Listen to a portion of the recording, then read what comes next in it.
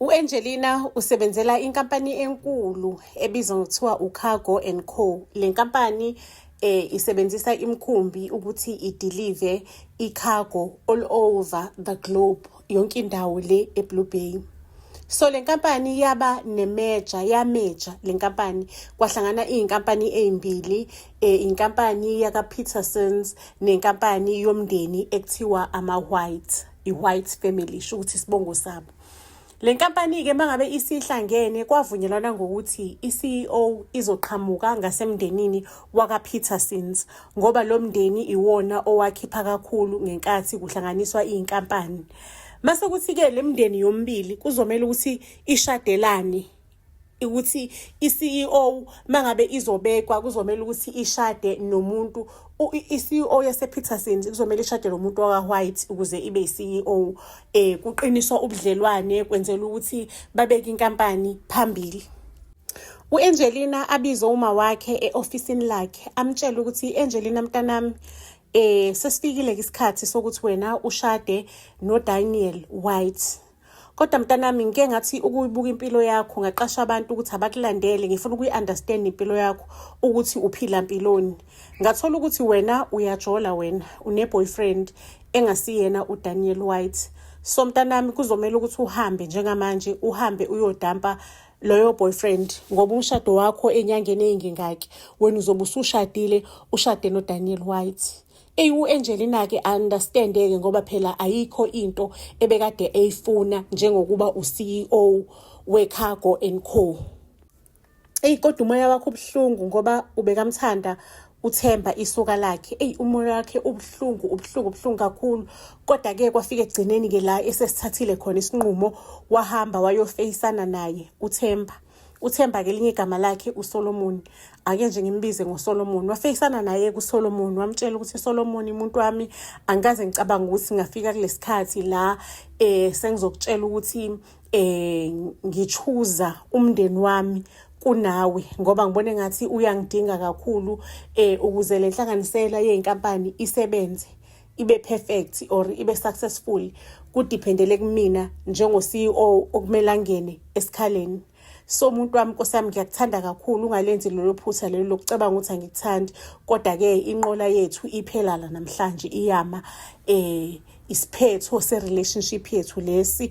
Ngikhetha umndeni wami over wena. Emva kwey'nyanga-ke u-Angelina eshadile noDaniel. Ziyakhala madoda, suka nini madoda, trouble in paradise. U-Angelina uhlezi esemsebenzini, uyazingcwaba emsebenzini. U-Angelina akanamsebenzi ukuthi umakoti oshadile usanda kushada kumele ukuthi hambe ohoya indoda ekhaya. Lapho Nkosi yami indoda yenza yonke into ukuzama ukuthi uthando lusebenze. Lapho nje u-Angelina akazingeni, akayimiseli. Emva kwesikhashana-ke phela lana emndenini unikezwe isikhathi ukuthi emva kwesikhathi esingaka kumele ngabe usukhulelwe manje ngoba phela wena umakoti ushadile, kumele uzale i-CEO elandelayo. U-Angelina-ke abe no-meeting noma wakhe, uma wakhe umbizile uthi, mntanami lalela lana, ngifuna uku-understand ukuthi mhlampe ikhona inkinga esibhekene nayo. Why ungakhulelwe manje ngoba kumele ngabe usukhulelwe? U-Angelina athi, hayi ma, anginayo inkinga kodwa ngiyacabanga ukuthi konke phela kwenzakala ngesikhathi sikaNkulunkulu, ngesikhathi somdali.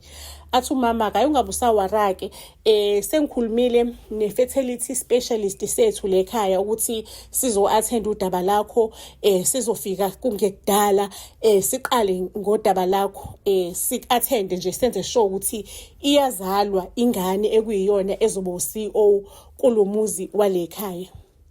U-Angelina agwajagwajaze athi, ma, ngiyabonga, ngakujabulela lokho. Kodwa deep down uyazi ukuthi yena udla amaphilisi okupreventa ukuthi angabatholi abantwana. Kuthe after sebeqalile sho ukuthi ngohambo labo le-fertility, kuqhume inkunzimalanga yengxabano phakathi kukaDaniel no-Angelina. Baxabaniswa yini? Baxabaniswa ukuthi uDaniel uthi i-fertility specialist ithe namhlanje usuku olukahle ukuthi mina nawe singakhulelwa. Wena senze iround eyodwa usuyahamba ugijimela ukuthi uye emsebenzini kwani ngoba kuyabanda kumele abehlele embedeni siphinde sizame iround yesibili yesithathu ngeke singamthola umntwana namhlanje ithe nje i-specialist namhlanje lolu suku lolu ngeke nje lidabula ukuthi singamthola umntwana sinama chances amaningi ukuthi singamthola umntwana namhlanje u-Angelina athule elalela indoda ngigcina siyikhuluma nokudelela ke ngaphezulu kwalokho ithi mina Angelina angikwazi ukuthi ufunani ngoba wathembisa wathi usuyinikele ngoba uyathanda ukuthi ube yi-CEO uyinikele kulomndeni so angi-understand ukuthi le ngane awuyifuni noma uyifuni yini ngiyazama ngonke okusemandleni to meet you halfway but wena awuhlangani nje nami somewhere else uzenzela nje umathanda awunendaba nami awutry ukuthi ucreate ama-feelings for lo mshado uzoqhubeka kanjalo umshado mangabe uyiphethe kanje Angelina indoda idini ibhodla umlilo uAngelina lenkulumo lo yamphatha kambi kwaze wachiphiza inyembezi kodwa wathi sithandwa sami njengamanje lenkulumo yakho iyangidina ingenza nje ngifuthelane ngidinwe kakhulu kodwa ngisho ukuthi ayisilona iqiniso so ngizocela nje ukuthi ngiphume ngihambe ngiyoshawa umoya ungangilindi angeke ngilale la endlini ngizothi ngabuya maseke ngiyafocusa ngiyayimisela ngisebenzele ekutheni ngizama ukuthi ngibe nama feelings nawe ngizama ukuthi nami ngibakhe lobudlelwane sho ukuthi indoda yayikhuluma ukudelela okukhulu ngoba yaze yathi ucabanga ukuthi wena kuphela ujola before lo mshado lo because nami nganginawo umuntu engangimthanda ngenhliziyo yami yonke kodwa ngamlahla nawe kumele nawe uzenze ukuthi ube nama feelings because nami senginawo ama feelings kulomshado lo Shukusu Angelina ekucasukeni kwakhe konke waqonda nje kasoka.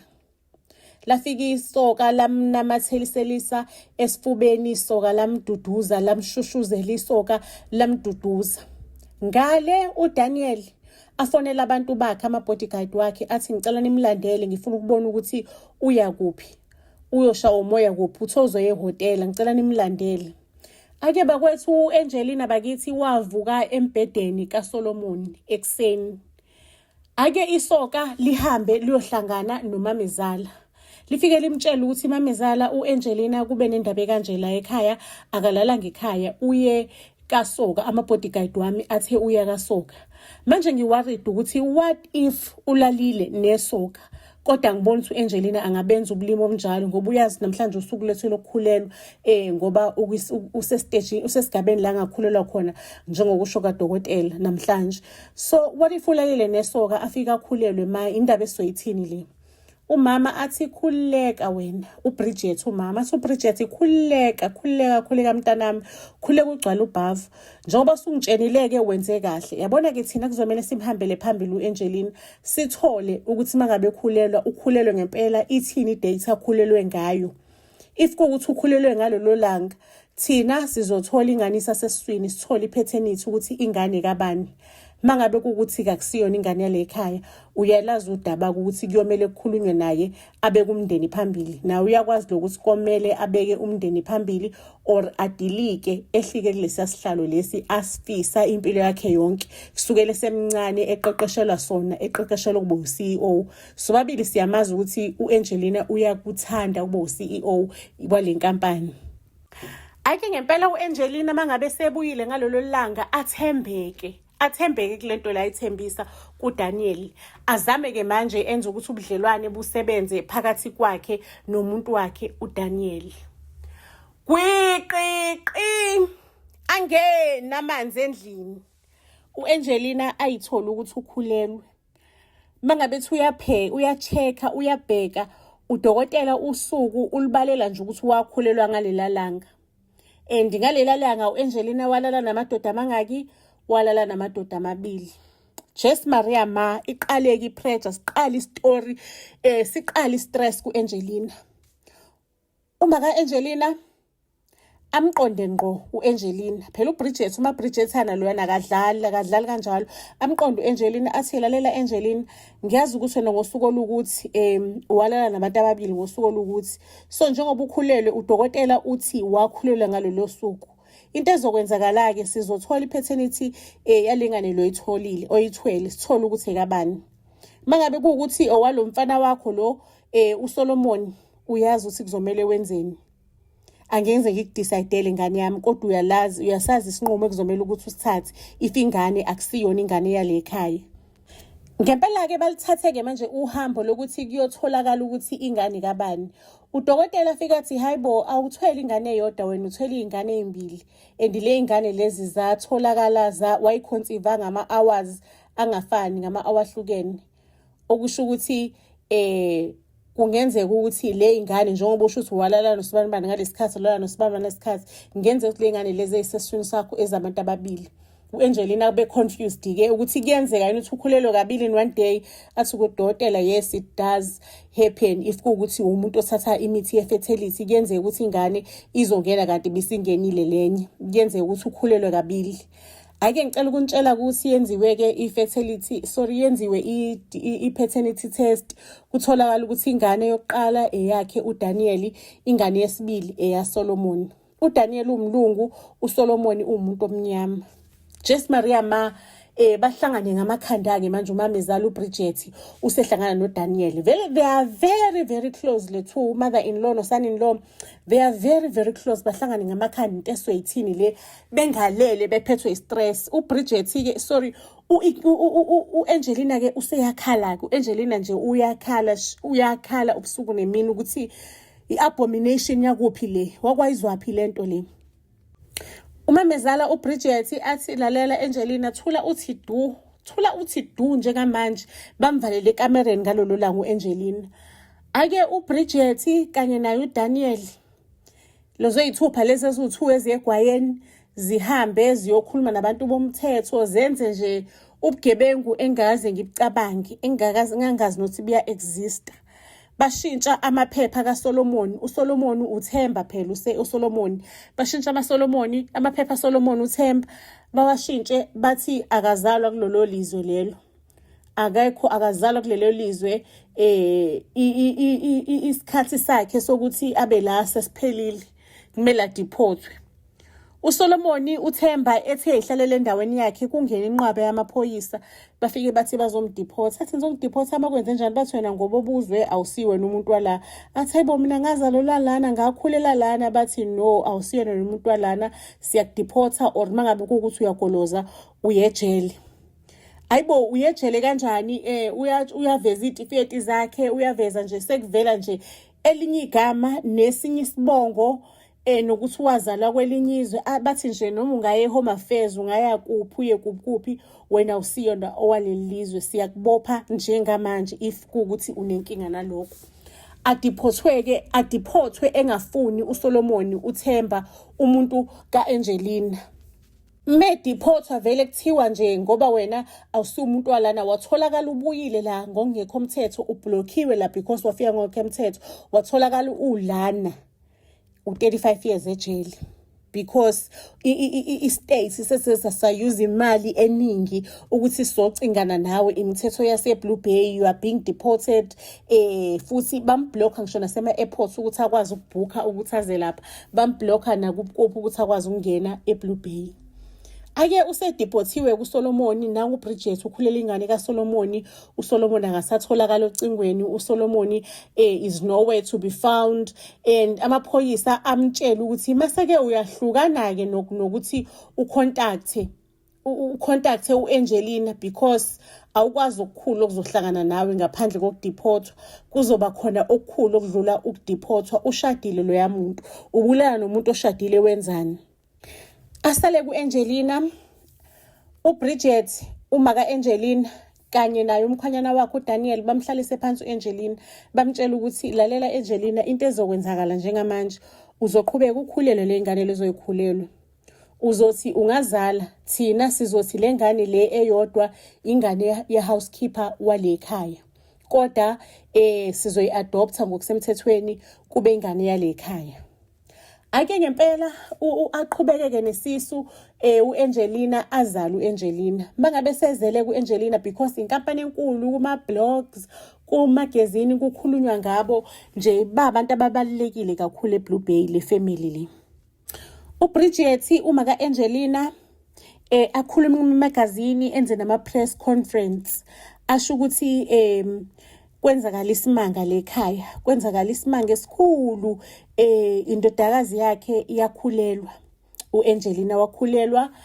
Mangabe khulelwe ne-housekeeper yakhe naye iyakhulelwa. Kuthe mangabe sebeteta i-housekeeper bisikhulile bateta ngosuku olulodwa bazala amantombazane bobabili. I-housekeeper yashona during ukuzala kwayo. Kodwa ke yena uAngelina banoBridget bakhulumile ukuthi le ngane le abayi-adopte kube ingane kaAngelina because bazale same day. Kube ingane yaAngelina bayiphe igama lale khaya, isibongo sale khaya, bayiphathe njengengane yabo, bayikhulise ngoba uhousekeeper akasekho emhlabeni, udlulile emhlabeni. Kujatshulwe Nkosi yami, kuthiwa what a wonderful woman, kukhulunywe zonke indawo lezi. Ake ngicela ukunitshela ukuthi uBridget uma kaAngelina wabribe i-housekeeper leyo ukuthi ucela ukuthi inyamalale angaphinda ayibone, wayinikeza izinkumbi zemali, wayideporta nomndeni wayo bambohlala kwelinye izwe boqala impilo entsha kabusha. Wayinikeza inqumbi yemali, imali eningi. Phela they are very rich, they are filthy rich emndenini wakhona laphayana ka-White and Petersons. Ake isikhathi siqhubekeke, izingane seyizaliwe. uMiracle shukuthi umina lo engazalwa ngabizwa kuthiwa uMiracle, ingane ka-housekeeper, kodwa ke esiphiwe isibongo saka-Petersons. Mase kuthi ke igama lewele lami lona bamqamba ukuthi uLili, igama lewele lami, kodwa yena ke uLili wezalwa shukuthi uDaniel kanye naye futhi uAngelina uma wethu. Sikhula nje uAngelina unginikeza uthando, ngiyaluza uthando lakho uAngelina, ngiconnected noAngelina, ngazi ukuthi nje uma wami wangempela, kodwa mina ngiyazi ukuthi uma wami i-housekeeper eyashona mangabe ngizalwa. Siqhubekeke sesiyakhula ke mina newele lami, size siyahamba siye high school. Mase high school siya high school yeyingane zosomabhizinisi kuphela, osomabhizinisi laba abakhulu abamabillionaire abamamillionaire, osomabhizinisi abakhulu ekhulunywa ngabo koma Forbes magazine, osomabhizinisi laba abakhulu nje kukhulunywa ngabo ezweni kuphela. Akuhlali nje lapha ingane yana nombana, akuhlali ingane yamuntu kazana. So le ingane ziqaleke manje esikoleni zinginyuke zithi kumina I'm just a commoner, ngenzani esikoleni sabantu, ubaba wami ukuthi uona ama-airport amangaka, uona ukuthi uma wakhe wenza ukuthi, abazali bakhe benza ukuthi wena you are a child of a housekeeper, wenzani kule sikole, umuntu kazana, ufunani kule sikole. Nkosi yami lonto leyo yayingiphatha kabuhlungu, kodwa ngaze ngagcina sengidevelophe a thick skin ukuthi ngelinye ilanga ngizoba usomeone, nami ngifuna ukuthi ngibe usomeone. One day I will have my own company in future. Kodwa bakithi uLili udadewethu, iwele lami leli elizalo Angelina kanye noDaniel, ubekavelane angilwele eyinganeni, athi lo usisi wami sinesibongo esifanayo, ingane yakwethu lena uma wami adopt akasiyena umuntu kazana, so mabe ninenkinga naye nenkinga nami nje wehleze ngikhulumela usisi wami noma ngikhala angiduduze. So uLili ukhula nje uqeqeshelwa ukuthi abe yi-CEO because kuzobe kuyena i-CEO elandelayo, but uLili akekho interested ekubeni CEO, interested ekubeni i-musician because uLili uyakwazi ukucula. Lili can sing, like she is just a good singer. So like she was more interested ekutheni abe umculi uLili. uLili wekwazi ukucula, wecula kamnandi. Kodwa nje lekhaya bathi Lili khohlwa indaba zokuthi wena ufuna ukuyo-entertainer abantu, ithina es-entertainwayo lekhaya, thina we are business people. Athi Lili, mina I'm not a business person, mina ngumuntu ofuna ukulapha inhliziyo yabazi abantu through ithalente lami nomusic wami, futhi angihlaniphile kangako when it comes to lezi zinto zamabhizinisi. Athi nje uAngelina, ngiyocathulisa mntanami, ngiyosebenza nawe usi-CEO, uyoze uthi tobo qala manje ukusebenza. So nje uLili bekavela nayidojele mekumelamba osebenze sayingane uhlupho nje olungalaleni when it comes to ibhizinisi lakubo, engenalo leliqhuzu nofuqufuqu lokusingeyilanga ngiyoba yi-CEO. Kodwa bumthola mangabe kubhalwe imculo, kuculwa umthole ehamba phambili.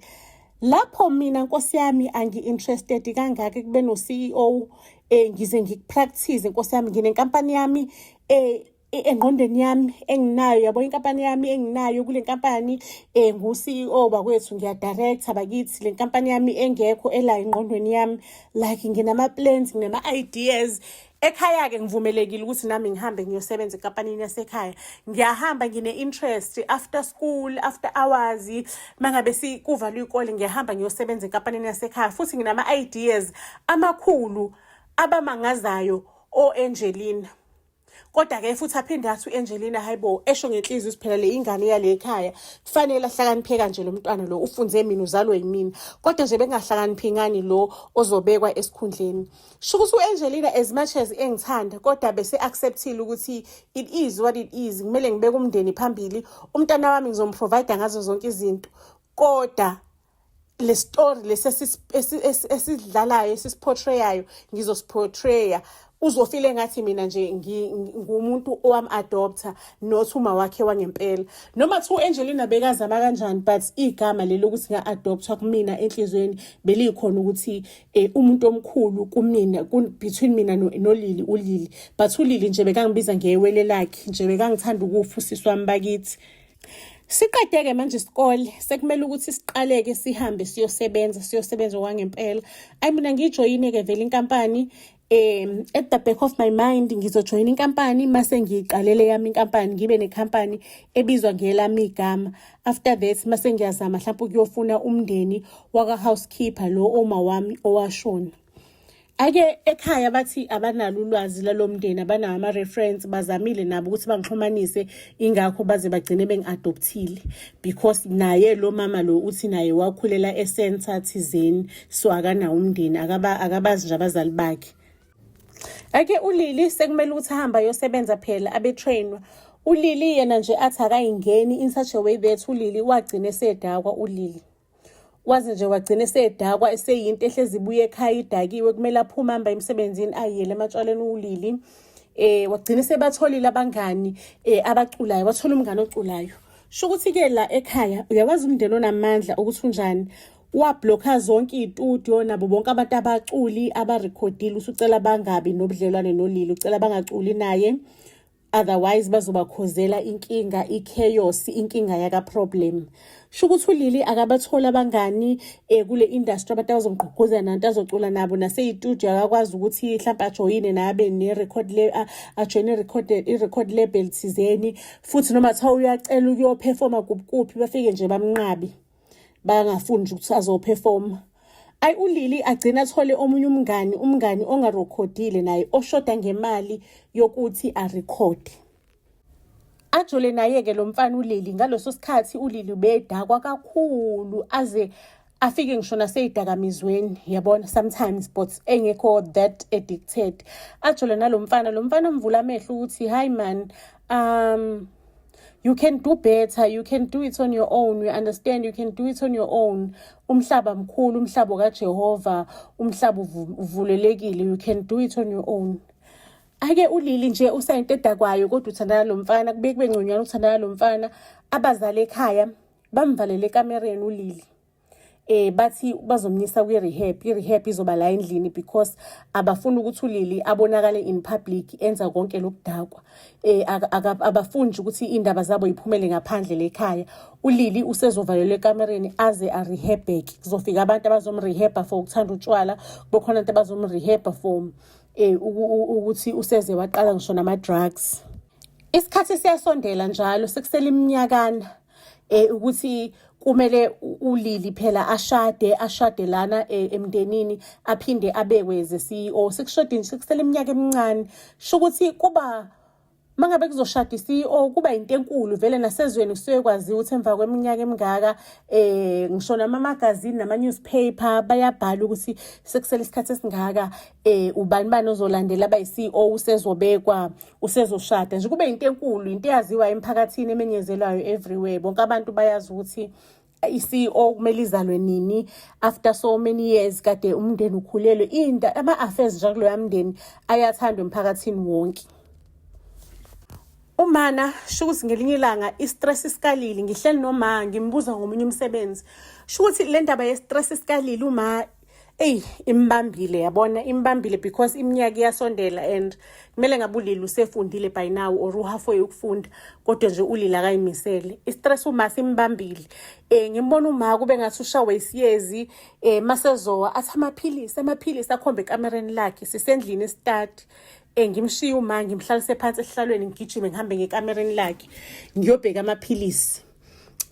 Uma-ke mengiwabheka amaphilisi angazi ngizowabheka because uthe amaphilisi waseyathamba.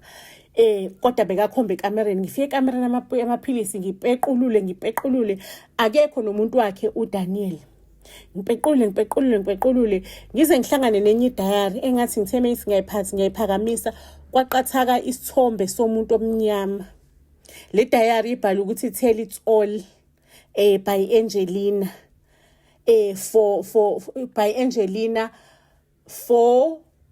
tell it all by Angelina for Gloria. Ibhalwe kanjalo. Hayibo. Qonda ukuthini? Kusho ukuthi mhlawumbe uAngelina mhlawumbe ngaba nomkhondo ukuthi oba nabazali bami ngoba nakuqatha kumthombe somuntu omnyama lana ile diary bakwethu. Ngiyithathe ngiyintshontshe kahle ngithi ngizohamba ngiyoyishutha maseke ngiyayibuyisa ngikwazi ukuthi ngiyifunde. Ngiyintshontshe nalesithombe lesisiqathaleke la phakathi. Ayike bakwethu uAngelina ngimnikeza amaphilisi, ngimbizele ambulance, abuye uAngelina use right. Mina the time ngisale idayari ngiyishuthe ngiyifunde bafethu idayari. Bengiyifunda idayari uAngelina uyalichaza udaba lakhe kusukela ka-A liya ka-Z ukuthi nawe nesithandwa sakhe, umndeni wamhlukanisa nesithandwa sakhe, wamdeporta umndeni, isithandwa sakhe asazi, ngisho nokwazi ukuthi wakhulelwa ngoba kwathiwa imfihlo yomndeni le akumelanga ukuthi iphumele ngaphandle. Le khaya basebenzisa ipower yabo ukuthi bashintshe igama lomuntu bamshintshele kwelinye igama, bamnikeze elinye igama, bamenzela obunye ubuzwe. Nje bamphuca nje yonke into owayenayo lo muntu empilweni. Hayibo, ngithuke manje ukuthi mina uma wami uAngelina, mina ngikhula ngazi ngingane housekeeper kanti uma wami ukhona la endlini. Kodwa futhi ngicabanga ukuthi Jess Maria Mano baba wami uyaphila. Ngimgooglishe kubaba, ngigugulishe the new name because we tell it all uAngelina uze washo negama lakhe, nasi nesithombe ngiyasibona. Ngimgooglishe ngiphinde ngimgooglishe negama lakhe lakudala. Mengithola igama lakhe lakudala ngiyabona izithombe zakhe beno Angelina, they are so in love. uSolomon lona uThemba, his old profile he was Solomon Themba, and then with profile yakhe entsha uFreddy unesinye isibongo, asafani isibongo ngalenkathi uSolomon Themba. Ake bakwethu ubaba wami ke lona uFreddy ke manje sikisithi uFreddy ke ngimseshe ngibona ukuthi unezingane zabafana ezimbili nengane eyodwa yentombazane, ingane eyodwa yentombazane nonkosikazi. Le ingane zonke lezi uyithole kulo nkosikazi. Uhappily married lo baba lona, but financially they are not doing okay because ushilo uAngelina laphana ukuthi we tell it all. Lona wafunda esene doctorate yabona, esenza ama practicals ukuthi abe udokotela. So kwi certificate esisha leso ubuzobusha konke lento ayifundele ayikho ebuzweni obusha. So kumele aqale phansi kabusha kulobuzwe lobobusha, aqale phansi kabusha enze life yakhe. So yize wesebenza, but like they were not billionaires or millionaires like us. So mina ngangimbuka njengomuntu ohlwempu noma esebenza because waqhubeka futhi wahamba ufunda, waqala phansi nokufunda, wangalahli ubuthemba, wafundela ubudokotela lobu wayebufundelile ekuqaleni. Shukuthi ke manje uFreddy lona owaye uThemba Solomon before benomndeni wakhe baplana ukuyiphindiselela kumndeni wakaPetersons lo owamdingisa phela uThemba ngenkathi esawuThemba Solomon uSoFreddy ke manje. Ake simbize ngoFreddy ke manje. Mengithi Freddy I'm referring to uSolomon uThemba. So uFreddy ke nomndeni wakhe baplana ukuthi bayiphindiselele. Uzohamba nezinsizwa zakhe ezimbili nonkosikazi wakhe. Unkosikazi wakhe nawe eyisosha nonkosikazi wakhe maseke bane group yamasosha retired soldiers, not retired ama soldiers lawa aphelelwa imisebenzi, yabona into njengalezo. Kodwa ayakwazi ukulwa, kodwa aphelelwe imisebenzi, mhlawumbe umuntu axoshwa because of what yabona. Amasoja nje lawa akhohlakele, yabona. Ake ngicela ukunitshela ukuthi uThemba, uFreddy uplana yonke lento le, bayiplana yonke lento le, baplana ukuthi bazohamba baye ko hijacker umkhumbi wakabani, umkhumbi waka-Cargo and Co. Bazo hijacker maseke bafuna a certain money, basho ukuthi sinabantu benu lana sibabambe whole stage, sifuna imali engaka, otherwise ke khohlwane ngale cargo le ela. Amadodana abo zigudi ngezinto ze-technology, ifunde zona bento ze-marine, bayazi ngisho noku-disconnecta i-location yomkhumbi ukuthi ingatholakala ukuthi kuphi, bahlakaniphile vele. Kuhanjwe-ke lana, shuthi uma bekuhanjwa, i-aim ukuthi kunodokotela la ngaphakathi, kunani emkhumbini, kunabantu abangeke baphume emkhumbini, just in case if kuwukuthi mhlawumbe khona umuntu olimalayo phambili or umuntu onjanjani, banodokotela ngaphakathi emkhumbini, banayo yonke into yokusolva any situation abangahlangabezana nayo phambili. Ayibahambe kumndeni wakhe phela uFreddy negebengu zakhe bayilungiselela ukuthi nje bayo hijacker lo mkhumbi. uLili agcine ehambile eye kwenye ilizwe eyoqala impilo yakhe kabusha ukuze akwazi ukuthi aphumelelise i-music career yakhe. Uhamba nalesi soka lakhe kade limtshela ukuthi umhlaba mningi kabi, bangakuvalela la eBlue Bay kodwa ngeke baze bakuvalele umhlaba wonke. Ahambe ngempela uLili ayoqala i-career yakhe yomculo, anyamalale ekhaya bamfune yonke indawo, bamseshe abamtholi. Nanti usuku selisondele, usuku lokuthi kumele abekweke manje uLili. Umndeni uvelane uthi uzobeka mina esikhundleni sikaLili. Angicela ukukutshela ke-speech esashawa uma wami uAngelina, wathi thina lekhaya we don't discriminate ukuthi umuntu akasili igazi. Nangu umntana wethu lana ukhule nathi uMiracle, wakhula nathi, siyamazi ukuhlakanipha kwakhe. uMiracle is very intelligent, futhi thina asikho racist ukuthi mangabe kuwukuthi umuntu omnyama thina siyinkampani yabelungu ngeke uzuhlala esikhundleni sokuba uCEO. We know ukuthi yonke leminyaka le esihlalweni sobu-CEO bekuhlala umuntu oyigazi, kodwa this time sizobeka uMiracle while uLili is busy like emhlabeni wonke uzama ukuheala umhlaba through ithalente lakhe uNkulunkulu amphe lona. Asazi ukuthi uNkulunkulu wayizinto eziplane kanjena ukuthi uLili ahamba yoheala abantu, but ke uCEO wethu lana uzobe kwi-contract ka-5 years, alinde kuze kubuye uLili azohlala esikhundleni sakhe. Shukuthi imndeni ke iyazi from both sides ukuthi uLili kanye nami uMiracle sobabili sazalwa umama oyedwa. Nami by the time besengazi bengisanda kuthola ngisenze research ngobaba wami, angakamconfront umama, angakamtsheni lutho, yena under the impression nje ukuthi ngazi ukuthi ngingane ye-housekeeper, ngiyifihlile le mfihlo. Akusizona zonke imfihlo othi uyithola uyibeke obala. Ngicela ukuntshela usikanjalo bengabe bengibeka ku-CEO, ngitshela ukuthi into engizoyenza ngizofuna umndeni wami ngempela ngiwuthole, siqale ibhizinisi elizoba i-competition yawo lo mndeni, libe i-competition yayo lena i-Cargo and Co. Ngitshela ukuthi nje ngizothatha imali le ngikwazi ukuyithatha ngihambe ngiyoqala ibhizinisi, ngiliqalela umndeni wakithi. Kuzomele ngihambe ngiyohlangana nomndeni wami, ngizazise kubaba wami, ngi-introduce ukuthi ngubani.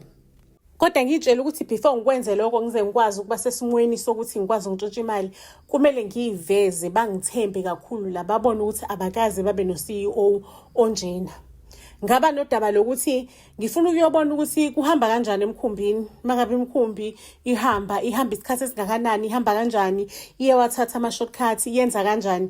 Ngikwenzelani lokho? Ngenzela ukuthi mhlazane sekunebhizinisi lasekhaya ngazi ukuthi ngoba bhitha kanjani laba, because bengifuna ukuthi ngibe ibhizinisi elivelele kule ngxenye le yokuthutha i-cargo. Bengifuna ukuthi ngibe u-number 1 ngoba umhlaka bajikelele u-number 1 bekuyi-Cargo and Co. So mina bengifuna ukuthi ngibabhithe kulesimo lesabakubona abakusona.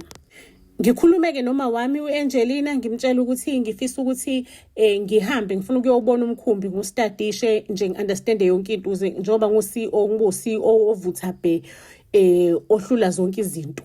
Ngifuna nje ube u-CEO nje ovelele. Engithemba kuma wami uAngelina athi bakhulume nomkhwenu wakhe uDaniel bathi cha ngekulunga ukuthi uhambe wedwa kuzomela ukuthi ube protected phela manje uyiPetersons wena angekulunga uhambe nje nomuntu ozokudrivela umkhumbi kuphela.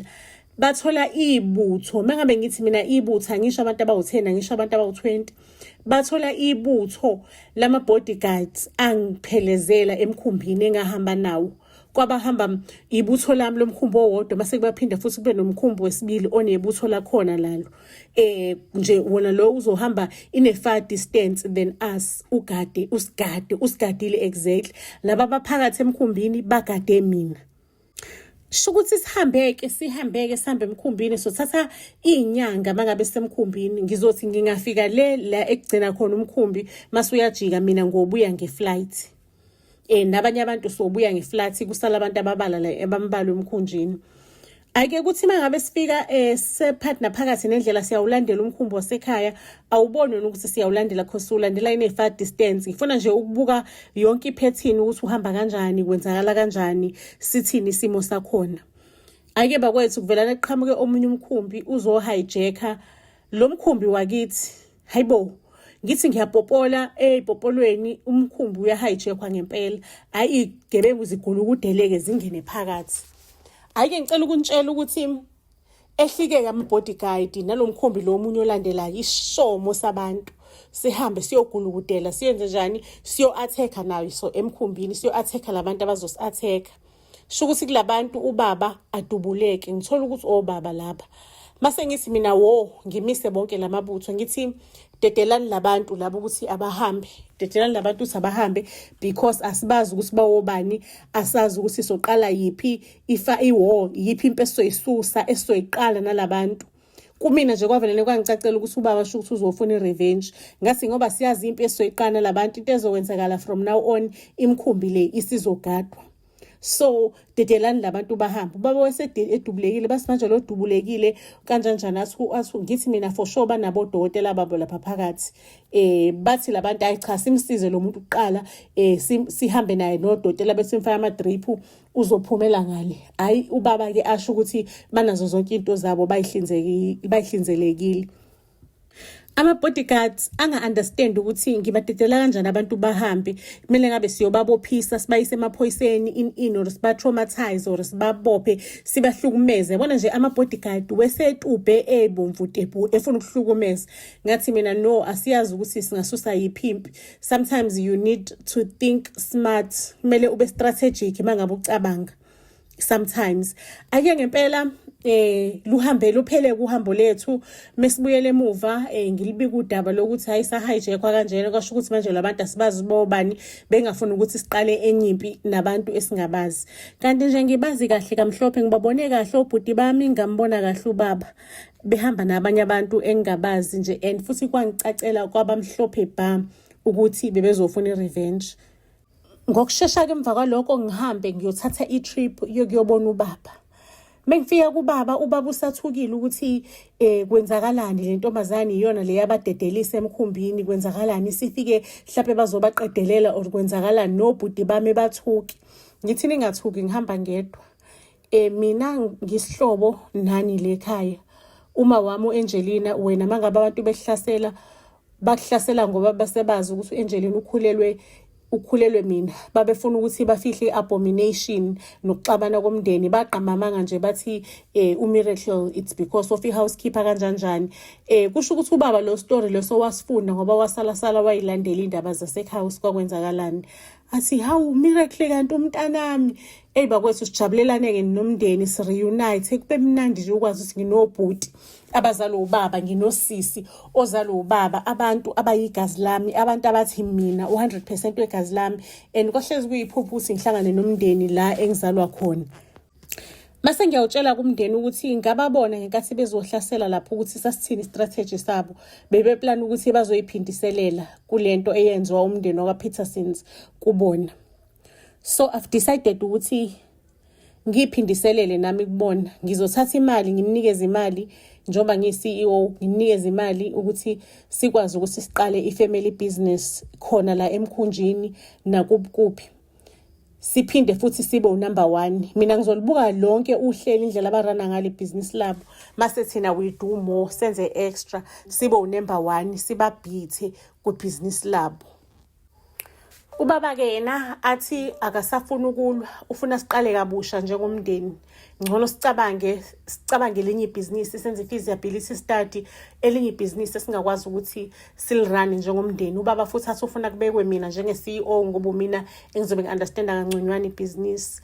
Ake ngempela ibhizinisi laqalwa ngisakwi-far distance, laqalwa nje negama lami likhona ebhizinisini, sibambisene wonke umuntu enama-shares ebhizinisini, kuyibhizinisi lomndeni futhi silirana singenawo umhobholo, singenabo umhawu.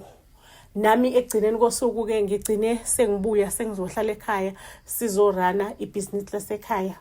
Umama ngamtshela ukuthi ngiyahamba ngiyo-reunite nomndeni wami, ngiyohlala nobaba wami uThemba, lo wena nomndeni wakho enambiza uFred. Ngiyohlala noSolomoni nonkosikazi wakhe nezingane zakithi ezintathu. Ngikhule kanzima mama, ngazi ukuthi nje mina ngi-outsider. Esikoleni izingane zingibiza ngomuntu ongelutho, zingibiza nje ngekhomona, zingibiza nje ngengane yomuntu oweshanela, ingane yomuntu wekoroba. Akukho wrong ukube ingane yomuntu okorobayo, kodwa nje indlela engaphathwa ngayo ekukhuleni kwami kanti ngisemndenini wami, kodwa nje ngaphathwa njengesihambi, ngaphathwa njengomuntu okufika. Manje sengiyahamba ngiye ekhaya la engibhilonga khona, engizofike ngiyitholele uthando olugcwele labazali. Ake bakwethu ngaqala-ke impilo yami nomndeni wami, ubaba uFredi nonkosikazi wakhe. Inkosi yami owengithandise wengane yakhe, wejabula ukuthi akahayize mekabona mina nobhuti bami abahle, iy'thontolozana zikababa nosisi wami omncane. Usisi wami omncane-ke wefunda yena ngaleso sikhathi, efunde enyuvesi, efundela kona ube usomabhizinisi. Ake saliphatha kahle ibhizinisi lasekhaya, lakhula landlondlobala, sijabulile nje somndeni, kumnandi. Ngizosibeka lana-ke isitori sethu sanamhlanje family. Ningakhohlwa ukuthi nisifollowishe on our YouTube channel Buzz SA. Niphinde nisifollowishe on our TikTok account. Nisifollowishe on our Facebook account Buzz SA. Niphinde ningakhohlwa-ke family ukuthi sithengisa incwadi Impi Yabomdabu Ethunjini for abantwana baka-matric. Sithathe le ncwadi sayishintsha sayenza imovie ukuze abafundi bakhona ukuthi bayi-understande kangconywana. Mangabe kuwukuthi u-interested ungasixhuma ku-WhatsApp enambeni ethi 079 337 2464 079 337 2464. Siyanithanda kakhulu.